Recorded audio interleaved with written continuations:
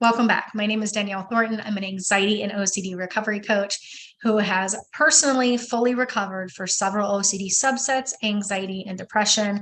I've been helping others do the same since 2018.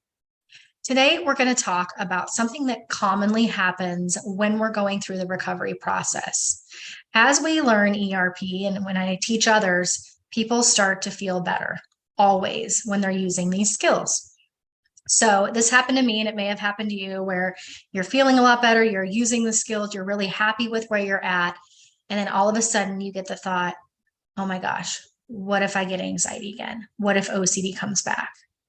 Another intrusive thought that needs ERP. But the reason why this happens is that our brain, the amygdala, the fear center of the brain, is on hyper alert to try to keep us feeling good, to keep us safe. And it's hypersensitive in focusing and looking for threats. And one of those threats is, what if OCD comes back? What if anxiety comes back? And the reality is it's going to, right?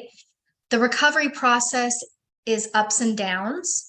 We have to tackle all of the things that the brain is going to throw at us through the OCD recovery process, because again, the problem is we've been running away from these things for so long. We've been running away from difficult thoughts, difficult feelings, difficult conversations, conflict. We've had many, many years of training our brain that we can't handle that type of thing and running away from it, which has led many of us to worsening anxiety and potentially OCD. So as we start to choose a different path of exposure and response prevention, you will start feeling better if you're learning it properly and using it properly.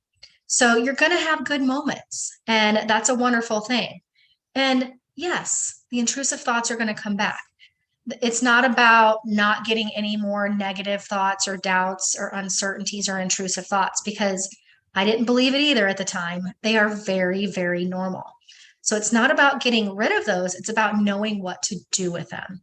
So if you've felt good and you all of a sudden had the intrusive thought of what if it comes back and had that spike of anxiety, this is just another intrusive thought that you need to use ERP with, which is the quick version, not giving that thought attention or leaning into the uncertainty of it a little bit or all the way with, yeah, OCD is going to come back.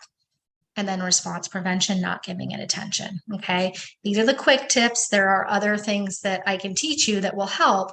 But when we do that and we truly don't do compulsions and we stop giving it attention, the thought will fade away.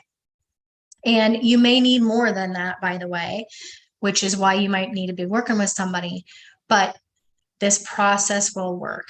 So the brain is just looking for anything that it can to try to warn you and protect you. But the thing is, you don't need it, okay? And when we start using ERP in response to the thoughts versus compulsions, we're teaching the brain that we don't need you to give us this thought. We're okay if anxiety comes back. We're okay if we get another intrusive thought. You may not want it. You may not feel okay with it, but over time, you are going to get comfortable and confident with it. I am perfectly fine if I get another intrusive thought, anxiety. I don't really get it much anymore because ERP is a way of life and I don't let myself go back there. But it might happen, right? I don't know what the future holds. And so I'm always reminding myself that I may have a moment that's stressful, that's anxiety provoking, that's uncertain. And I may get caught back up in some of those negative coping mechanisms. I don't know, but I know exactly what to do with it, which actually helps me to keep from going back there and stay in that full recovery stage. Anxiety is part of life. Uncertainty is part of life. Doubt's part of life.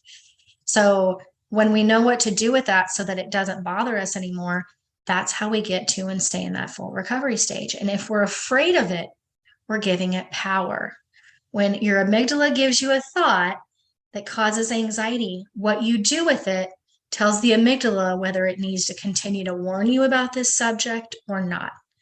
And when we let the thought bother us, when we respond with compulsions, we're telling the amygdala that, yes, this is something it needs to continue to worry about, think about, look for, and continue to give us thoughts about.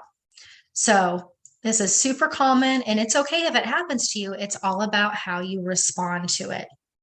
And your brain is just trying to protect you and saying, well, don't feel too good, because if you do, then if you have a bad day, you're going to feel really bad. And the reality is go feel good, right? Of course, bad days are going to happen in life. That is part of life. But go have the best day you can until those things happen. And if and when they do, you can handle it. But when we let these thoughts bring us down, we're teaching ourselves that we can't handle the thoughts, that we can't handle the feelings, and we can't handle difficult things in life. And that is absolutely not true.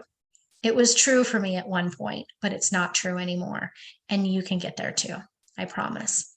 So if you want help with this, please check out the link in the description below. Full recovery is possible, you guys, I promise.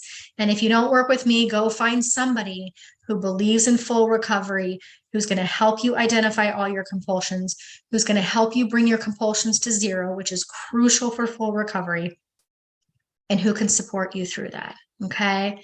So I hope you guys have a good rest of your day, and we'll talk to you soon.